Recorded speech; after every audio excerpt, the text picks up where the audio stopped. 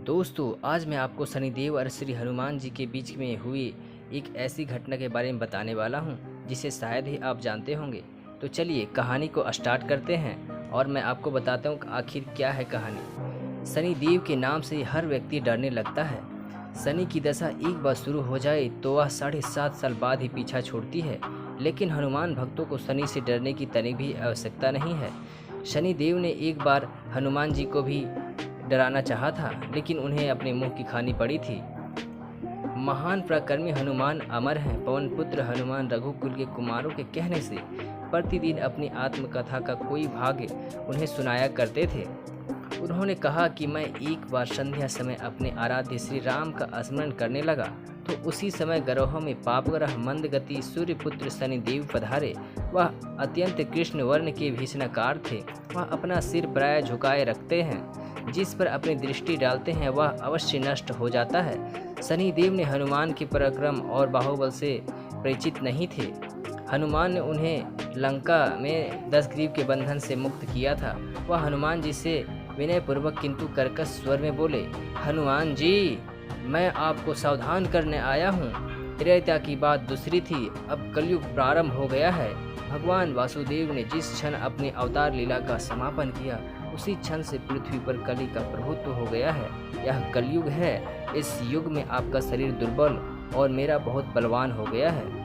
अब आप मेरी 7.5 की दशा का प्रभावी हैं। मैं आपके शरीर पे आने वाला हूँ, सावधान हो जाइए। उसके बाद शनिदेव को इस बात का तनिक भी ज्ञान नहीं था कि रघुनाथ के चरणास्तियों पर काल का प्रभाव नहीं होता। करुणा निधान जिसके हृदय में एक क्षण को भी आ जाते हैं, काल की कला वहाँ सर्वदा निष्प्रभावी हो जाता है। प्रारब्ध के विधान वहाँ प्रभुत्वहीन हो जाते हैं। सर्वसमर्थ पर ब्रह्म के सेवकों का नियंत्रण संचालन पोषण प्रभु ही करते हैं। उनके सेवकों की ओर दृष्टि उठाने का साहस कोई सुर असुर करे तो स्वयं अनिष्ट भाजन हो जाता है। शनिदेव की अग्रज अमराज भी प्रभु के भक्त की ओर देखने का साहस नहीं करते हैं। हनुमान जी ने शनिदेव को समझाने का प्रयत्न किया, परंतु वो नहीं माने। आप कहीं अन्यत्र जाएं, ग्रहों का प्रभाव पृथ्वी के मरणशील प्राणियों पर है। इस अपने आराध्य का स्मरण करने दे।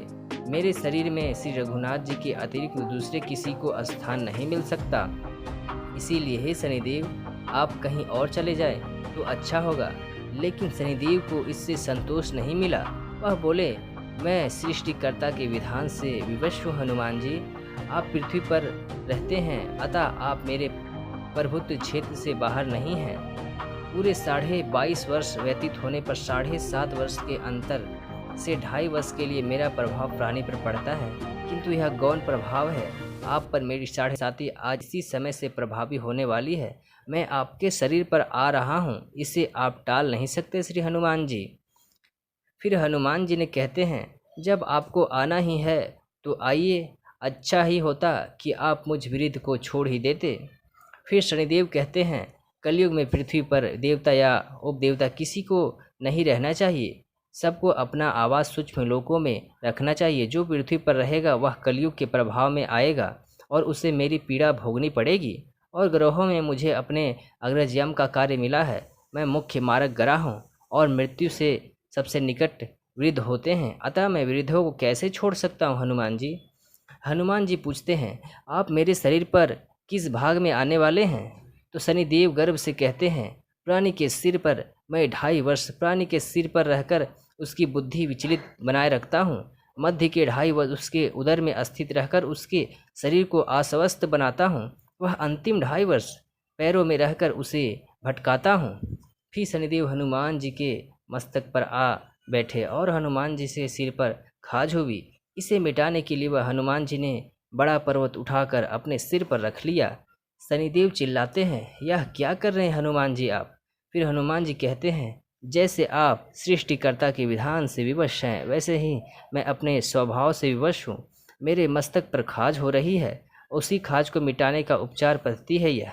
और आप अपना कार्य करें और मैं अपना कार्य करूं। ऐसा कहते ही हनुमान जी ने दूसरा पर्वत उठाकर सिर पर रख लिया। इस पर शनिदेव कहते हैं, आप इन्हें उतारिए, मैं संधि करने को तैयार हूँ। उनके इतना कहते ही हनुमान जी ने तीसरा पर्वत उठाकर अपने सिर पर रख लिया। तो शनिदेव चिल्ला कर कहते हैं, मैं अब आपके समीप नहीं आऊँगा। फिर भी हनुमान जी नहीं माने और चौथा पर्वत उठाकर अपने सिर पर रख लिया। शनिदेव फिर चिल्लाते हैं, हे पवन कुमार, त्राही माम, रामदूत अंजय नमः। उसको भी पीड़ित नहीं करूँगा जो आपका स्मरण करेगा। मुझे उतर जाने का अवसर अवश्य दे, मैं आपके भक्तों पे कभी नज़र नहीं डालूँगा। हनुमान जी कहते हैं, बहुत शीघ्रता की शनिदेव, अभी तो 5वां पर्वत बाकी है। और इतने में ही शनिदेव मेरे पैरों में गिर गए और कहा, मैं सदैव आपके दिए वचनों को स्मरण रखूँगा। आघात के उपचार के लिए शनिदेव तेल मांगने लगे, लेकिन हनुमान जी कहाँ तेल देने वाले थे। वही शनिदेव आज भी तेल दान से तृप्त होते हैं। चलिए दोस्तों, कहानी खत्म होती है। फिर मिलते किसी अगले वीडियो में।